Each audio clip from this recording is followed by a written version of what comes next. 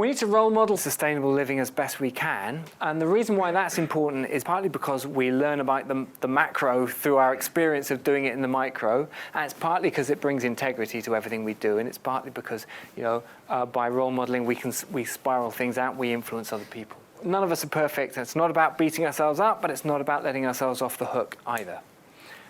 Apart from how we live ourselves, it's about how we influence. And this is where you really can affect your changes, to ask, well, what are all the situations in which I can have influence over the whole system to get the system change I want? And of course, it starts with how I vote, but it's also how I influence my politicians, the media I support, where I put my money, what about schools, what about how I go to work, what about the company I work for, all of that.